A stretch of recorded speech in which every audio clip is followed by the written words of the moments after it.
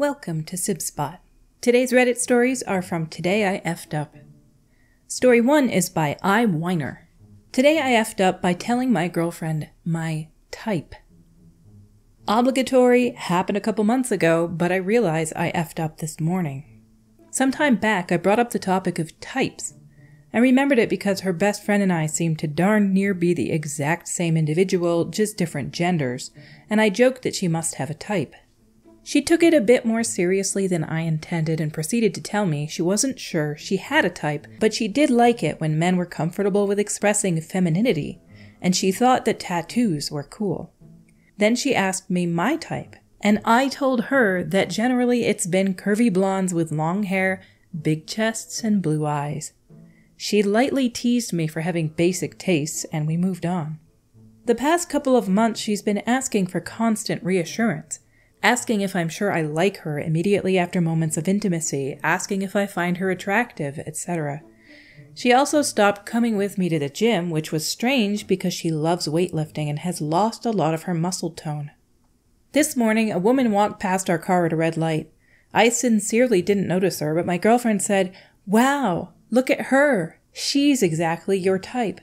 I hadn't thought about that conversation since it happened, but everything made sense instantly. I told my girlfriend that she was my type. She said, "Not even close," and started crying. I have only seen her cry one other time in the 4 years I've known her. My girlfriend is tall, flat-chested, muscular, and has short brown hair and brown eyes. She's beautifully androgynous, and occasionally people mistake her for a very pretty teenage boy. I love and am attracted to every bit of this about her more than any other type that exists because she's her.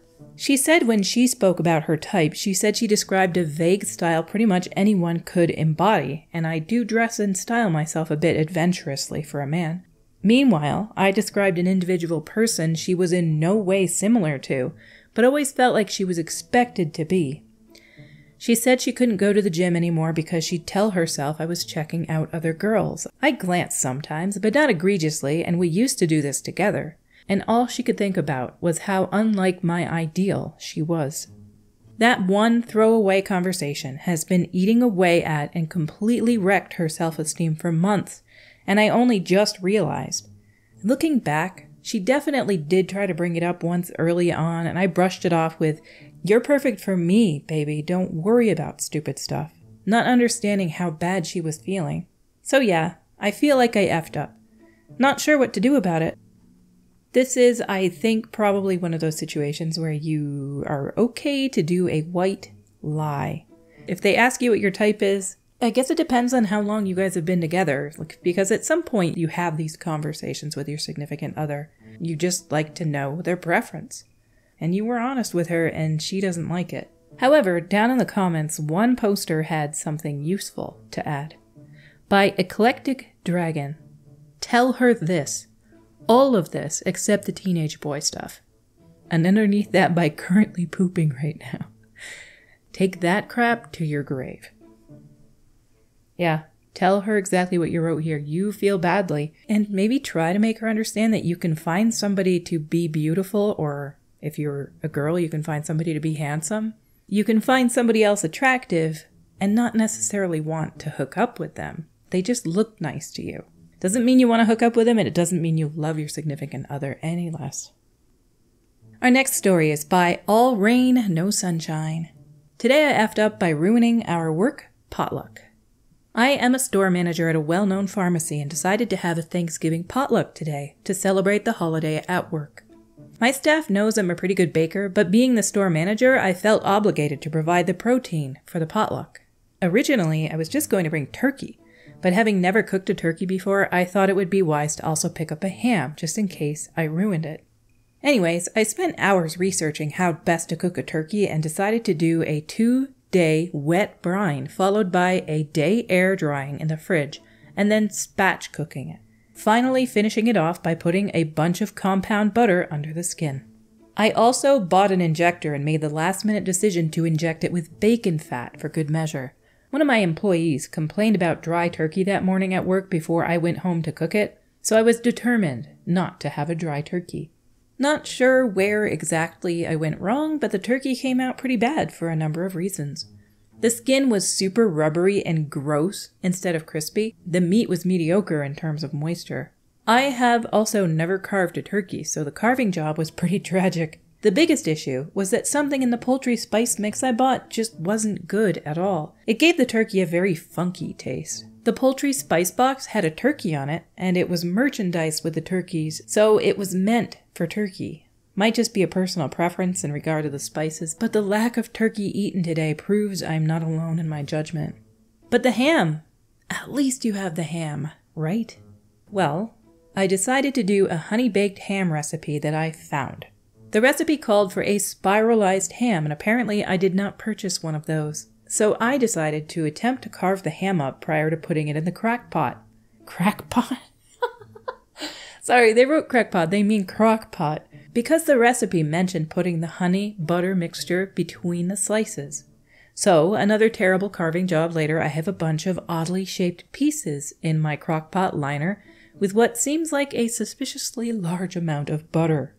I had pre-prepared the crock pot the night before I did the actual cooking, so all I needed to do was throw the crock pot into its heater and turn it on. Since I prepared it the night before, I mentioned to another coworker that I was concerned about the amount of butter in it. Her response was, "Well, you can never have too much butter." So I went with it, and I turned my crock pot on while I finished prepping the turkey for the oven. A couple hours later, I check on it, and sure enough, the ham is essentially boiling in a honey, cinnamony butter. It ended up being obnoxiously sweet, falling apart, not in a good way, and like 3 shades darker than a normal ham.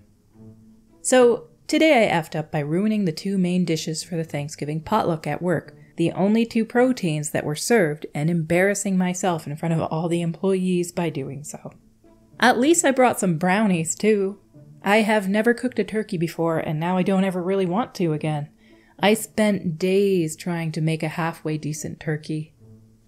I am bad at cooking anything for Thanksgiving, but this reminds me of a story that I wanted to share too. I remember when I first started working as a teaching assistant, and all the coworkers at this place would take a turn bringing in a food on Wednesday that they cooked at home, something that the staff could eat.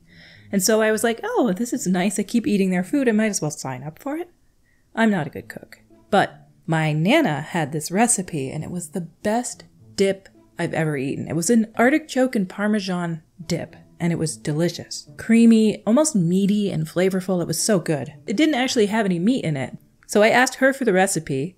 Little did I know that she's kind of a taste-as-you-go kind of person and figure it out on the fly cook, one of those really good cooks. And so I just baked it according to her specifications, and it was horrible. It was so horrible, like nobody ate it. I was so embarrassed. There's no point in being embarrassed about something like that, though. Some people can cook, some people can't. I did my best, and it was actually a pretty expensive little meal, but it did not turn out as expected. It was really gross, really greasy and oily.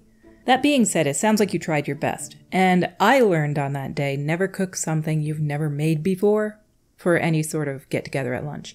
Later on, if we had like a staff development day and we had a staff luncheon on that day, I would just make a bunch of tuna sandwiches, and people loved those. They would just go so fast. You can't really mess up something that simple. Down in the comments by BuckShill08, and this is well stated right here. Aw, buddy, you effing tried, and you tried hard. I can't fault you at all. And underneath that by Everything Tim. My only recommendation would be in the future to try this hard on something that you have previously made before. Very much that. And finally, by Human Ruse, the fact that you started a potluck and invested that much time contributing to it tells me that you're probably viewed as a great manager and caring person in that store.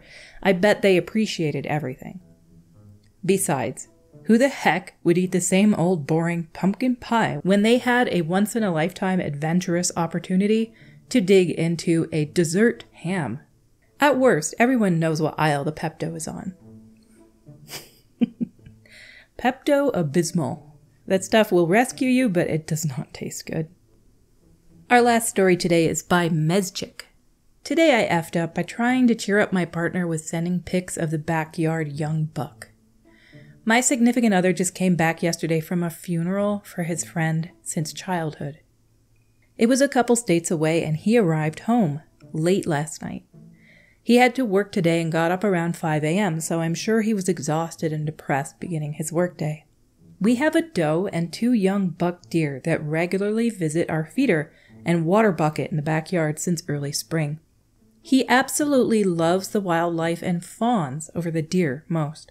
This particular one young buck and him have developed a bond where he will even eat straight from my partner's hand. Think male Cinderella. Anyway, I saw out the back window this afternoon the buck drinking from the water bucket and grabbed my phone to take pics. It looked like his chin was scruffy, so maybe leaves were stuck around his mouth, but otherwise normal. I was so excited to send these pictures to my significant other and even caption them with, "Hope this makes you smile," since it's been a rough time for him. A couple minutes later he calls, frantic and upset, asking why would I send him that. I didn't understand, and he explained the deer's jaw was broken, which is why it looked different. The little guy won't be able to eat and probably will starve with a long, painful death. He then spent his lunch break calling around animal control, game and wildlife rescue, etc. to see if anyone can help him, with no avail. I feel like absolute garbage. It's sad. I love animals and I hate to see them suffer. But it is just nature. Sometimes there's not much you can do. If they get injured in the wild, that sort of thing happens to them. OP, you meant no harm by this. You really hoped that you were going to make his day better by sending this, and you didn't know the deer was injured. Down in the comments by The Iron Squirt. 2 takeaways from here, OP. 1. You sent your partner a picture in an attempt to cheer them up, and for no other reason. 2. Your partner realized an animal is hurt and got upset. His response was to try to get the animal help for his entire lunch break. Obviously, it's a situation where when it rains, it pours, but your partner just showed how much he values things he cares for. And I'd like to say that's the silver lining. Beautifully put, The Iron Squirt. He sounds like a good guy. I don't think in the long run he's going to resent you for this. You didn't know. Make sure he knows that and apologize later, but I can almost guarantee you that things will resolve themselves between you two. This isn't a big fight. It's just so emotional for him right now. Our stories for today have come to a close until we meet again. Have a beautiful day.